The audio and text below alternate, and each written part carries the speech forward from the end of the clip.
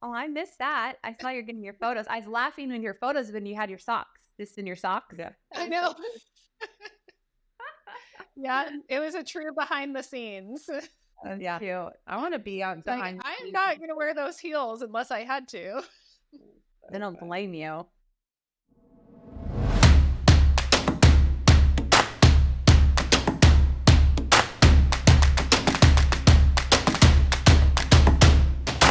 All right. Well, let's get rolling. Welcome to the Now podcast, Making Moves in Real Estate. This is episode number 39. Good job. I only got it because you had to remind me yesterday. I said 36 to somebody, and she said we have had 38 episodes. Yeah. She got it. I put her Almost on 40. Yeah. Not missed a week. So, anyways, I was writing this introduction and it's like, today we have a special guest. And it's like, all of our guests are special. So I'm going to have to like rewrite that. But you're extra special. Extra special. Stephanie Peck, who's your trusted real estate advisor, owner of Peck's Real Estate Group, and co-creator of the Think Bigger Real Estate Group. A lifelong member of the Portland metro community, Stephanie brings an unmatched passion for real estate, community, and service excellence. With a very much so relationship-based approach, which we're going to dive into that. She's guided her team to a remarkable success, specifically selling 93 homes in 2022 and a mere 87 in 2024. I don't know about you, but like nobody can do that. Stephanie can do Stephanie can do it. She's dedicated to building trust, delivering results, and being a lifelong resource for her clients. Let's dive in and think bigger with Stephanie Peck. Woo woo! Welcome, Steph. Thank you. Wow, Like a thanks bell. for the introduction. You need like a little bell, ring her in, huh? You know those little plastic things where you go with like the little crowd We're not getting those. No way. Don't even think about it. How's it going, Stephanie? Fantastic. I'm so excited to be here with you ladies. Oh, we have been looking forward to this because I know there's going to be all sorts of little gold nuggets. Ooh, and there's nothing like our phone's been ringing all morning. Oh my gosh. That's a good thing. That is a good thing. Yeah. We have some nice little small priced land. And everybody wants land. Everyone's coming out of the woodworks. Yeah. So let's get to business. We've got a lot of real estate agents and entrepreneurs that listen into our show. And so give them a little bit of backstory on who Stephanie is. Yeah. Well, so I am 17 years in the real estate business now. And, I got started in this business because I was newly married. I wanted to start a family. I was working for the government at the time. And I thought slow and steady wins the race. Like, you get yourself a good government job, you get that consistent paycheck, you're employed forever.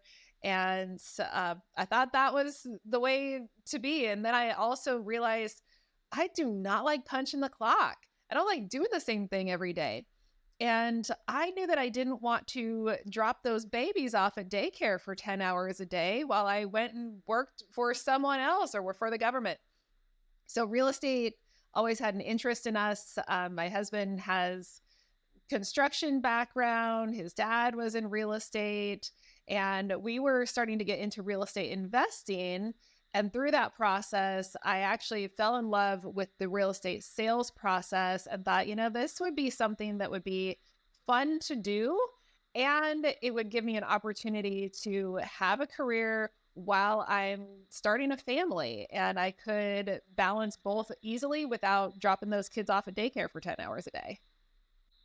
For sure. Yeah. And you went into it. And I feel like one of the remarkable things that you've done is built such a successful business around relationships, which sounds like, okay, we all do that. We build relationships, but clearly you've done it in a way that is remarkable. Like what's the secret? Well, it's about being intentional with your relationships. And I mean, that's how I built the business in the beginning when it was just some friends from church and people that I met at moms groups, and that's how I started building my business.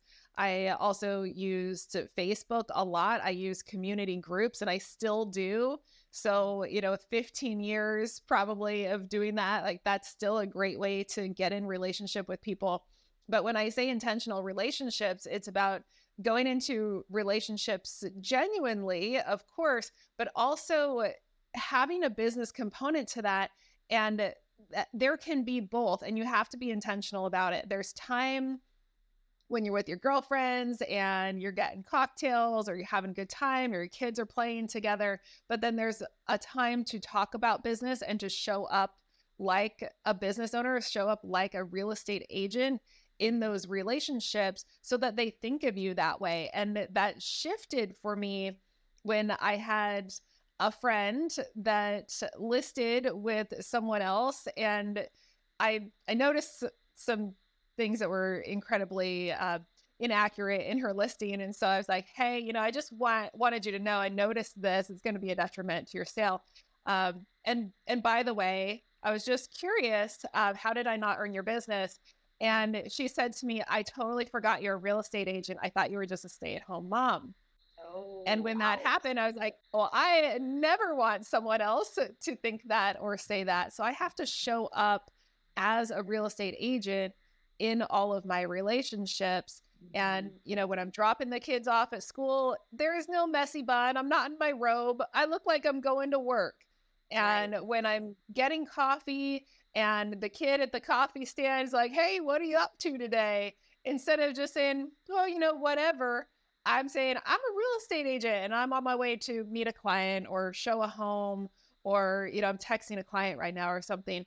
Even if I'm not, I just make sure that people always know what I do and why I do it and who I serve.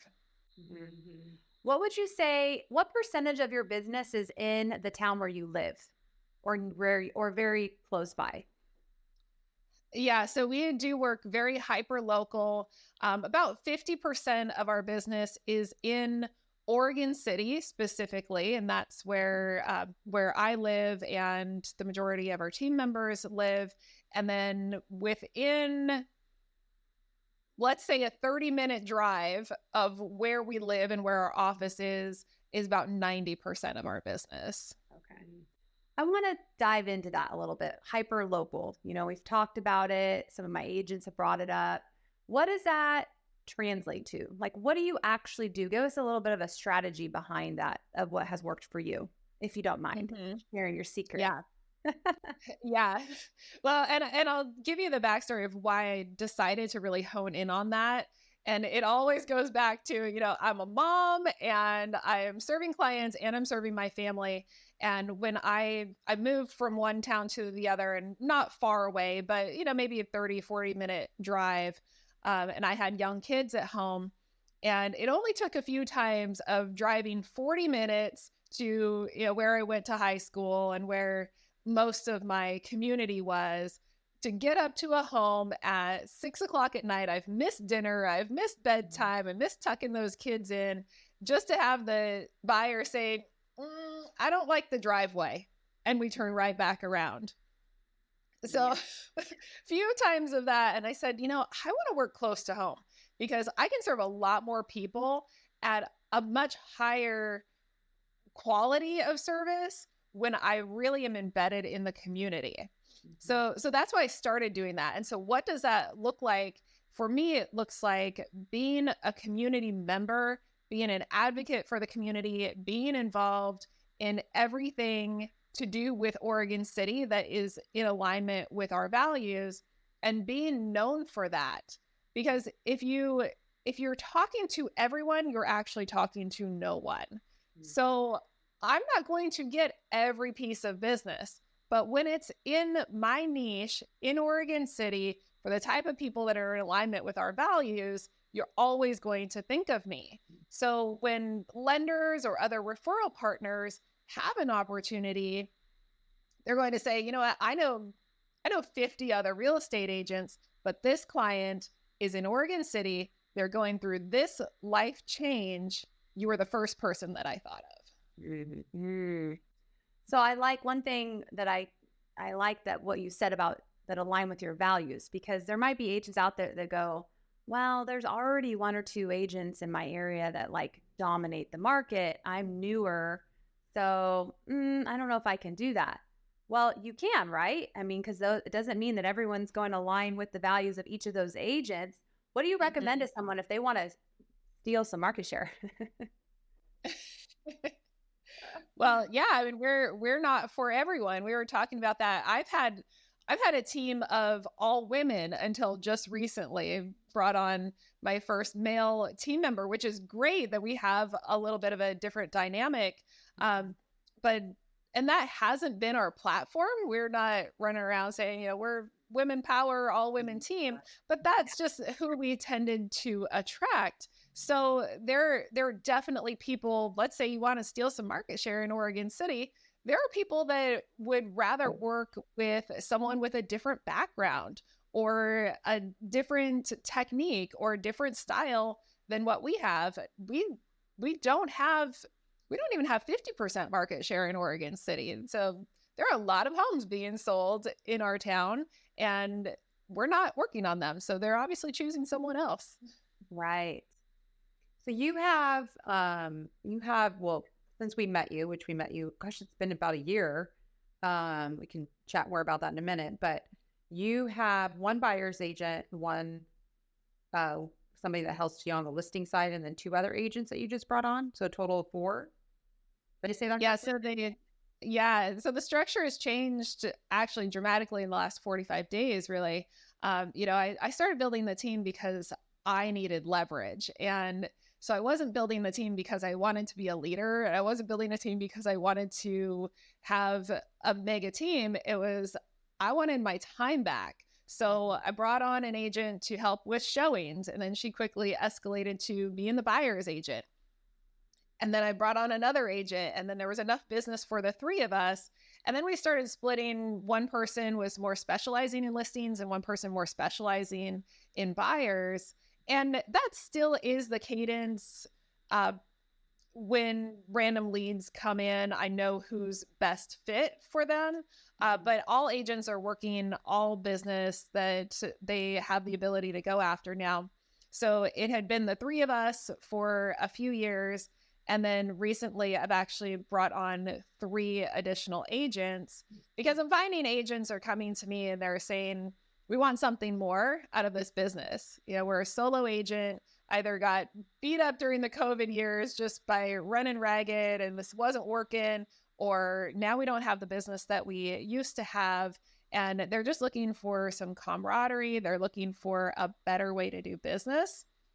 So now I've got 6 agents plus me. No, that including me. So 6 agents, including me. And everyone's doing their specialty. So I have every agent now honing in on their niche and asking them, who do you love to serve? Because just like I mentioned, when I want a referral partner to think of me for my specialty, I'm going to do the same in the team. If it's a senior that's moving into assisted living, I know who is best fit for that person. If it's a first-time home buyer, they're young, they just got married, I know who's the best fit for that person. That makes sense. Well, you've always had like such a small structure to your business that's yielded significant results, which we've always been a little, I don't want to say envious, but like, wow, I really admire that. So now you're growing. Are you going to stay at the 6 size or because we've always, or are you building a teamerage? Yeah, I'm like, what are you doing? Well, it's just the same way that we attract clients is if there's an agent that has a need and we have the ability to fill that need for them and they're in alignment with our goals and our values, then there's a place for them on the team. And it's about me as the leader setting really clear expectations for them. This is what you can expect out of me. This is what I expect out of you. And as long as we're in alignment with that, then we can be a good fit. But I'm not looking to bring on a bunch of agents just because they're licensed and they're breathing. They have to be in alignment with the way we do business. So those agents are all on your production team, right? So it's not like, Correct. Okay. Okay. So what if I'm like a high producing agent and I want to just join the Pex Realty group, but not on your production team? Are you getting those phone calls? I feel like you might be, if not now, sometime soon.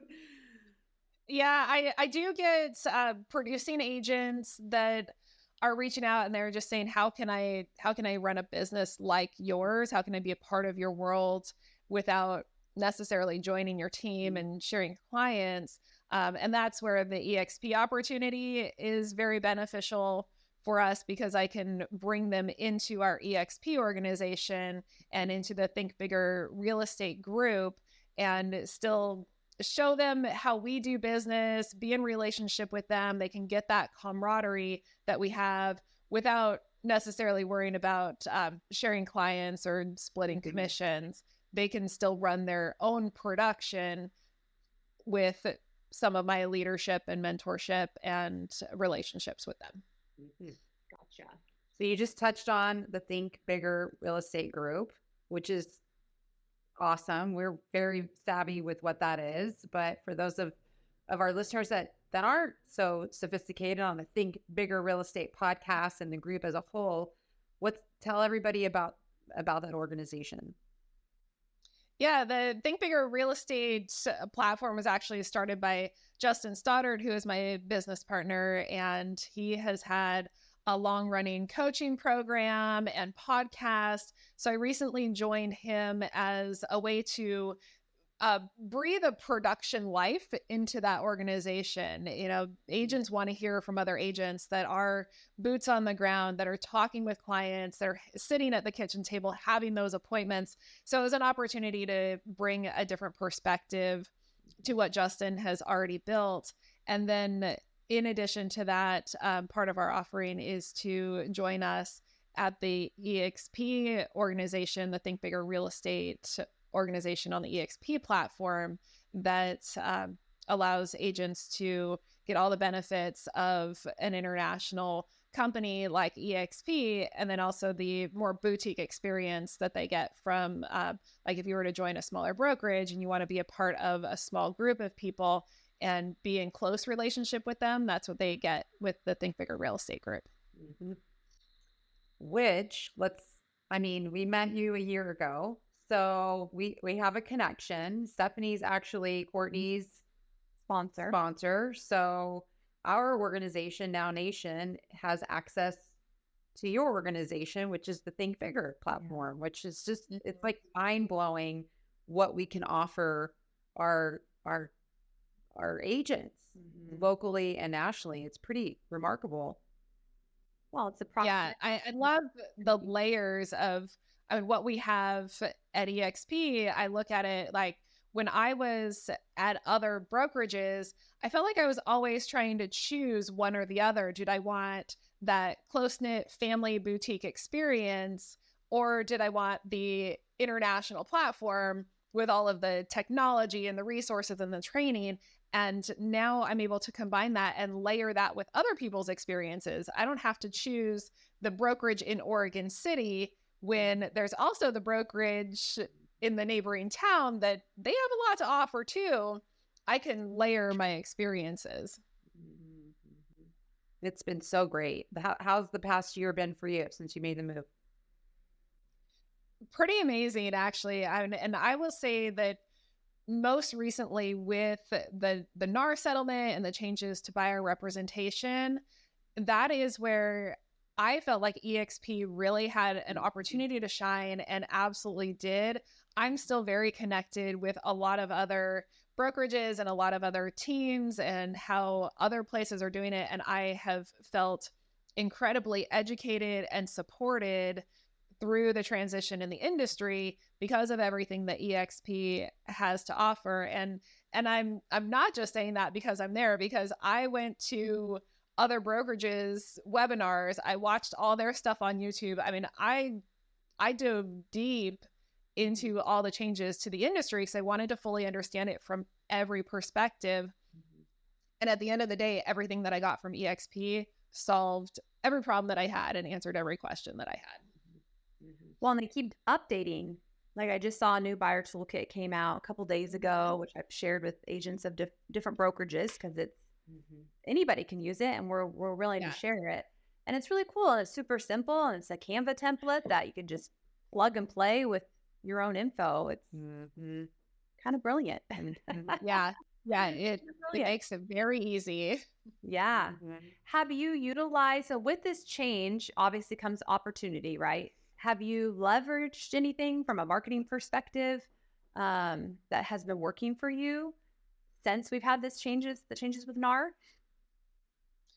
Um, yes and no. I would say more indirectly. I have not necessarily marketed, this is to the masses, right? I haven't marketed to the masses specifically with the changes, but using marketing to always be an educator and an influencer in the industry and in my area has continued to bring rewards. So no matter what the change is and what the pivot is, this was just another opportunity to continue to show up as a leader and as an educator to my community and give them information that they're not getting from someone else or they're getting misinformation. And I've got people that are reaching out consistently and saying, you're the one that I would trust to give valuable information. So, whether they're working with me or not, they still see me as a leader in the industry in their community. We have some great videos on Instagram that we've seen and watched. So we've witnessed it. I wanted to just touch on one other area of your expertise because you mentioned you and your husband diving into investments. So I know that you not only have dived into investments, but you guys have really become successful with your real estate investments, so much so that your husband officially retired from his former career, correct? Correct. Yeah. I mean, he also had that steady government job. And that was the foundation that allowed me to soar, knowing that we had a consistent paycheck, bills were always paid, health insurance was great. Having that need met did allow me to pursue bigger opportunities. And then as I continued to do that, we were able to build our rental portfolio to a place that actually was exceeding his income, including the benefits, the retirement, and everything. And it had become, I guess I could say, a burden on me, but it had just become another job for me, managing the properties, finding them, keeping up with lease agreements, tenants moving in and out. And I this is actually taken away from my real estate business. So let's just have you do this full time. And he had been waiting for the right opportunity to do that. And we had been praying for that door to open. And we actually had said, okay, the next great property that comes along that as a flip property, we'll take that as a sign that it's time to make that leap. And so the property came along and he had great success with that property. And then it just continued. And what you put out there, it does expand. It does come back to you, because once we started looking for opportunities and we had our eyes open for it, then more opportunities kept coming our way. And we just finished a project. He's finishing it this week. It's actually being photographed right now to hit the rental market, and perfect timing. We got into contract yesterday on another investment opportunity. So it is we can keep that flowing, finish one and go right into the next. I saw you cleaning the windows, getting ready for those photos. Well, yeah. And you notice I said most of the work on these properties are outside of my pay grade, but cleaning windows is something that I am capable of doing. Yeah, that was good. So how many doors do you guys have, and are they mostly local, out of state, combination of both? Yeah, we have 8 doors right now, and they are in Oregon, Idaho, and Texas. We share the love for Texas. Yeah, we do. Yeah. I'm going to lose all my friends to Texas. What the heck? Well, I guess that's the beauty of an international company that is all under one umbrella, is that we can work anywhere. True. Very true. Well, Stephanie, thank you so much for joining us today. Just as we thought, lots of gold nuggets for our listeners. Where would you suggest that people find you if they wanted to reach out? Yeah, find me on Instagram, Stephanie Peck _real estate. That's my generic page for connecting with real estate agents and connecting with people in the industry. And then Stephanie Peck _Peck's Realty Group would be my sales side. So if you're interested in things specific to the Oregon City and Portland metro market, that's where you can find that information. Great. There you have it, Stephanie Peck. We are just so blessed to have you in our organization and can't wait to see you again. And if anybody wants an introduction to Stephanie, let us know. Courtney and I will make it happen. We do it will. all the time. Yeah. Yeah. Thank you. Thanks, Thanks, Steph. Stephanie.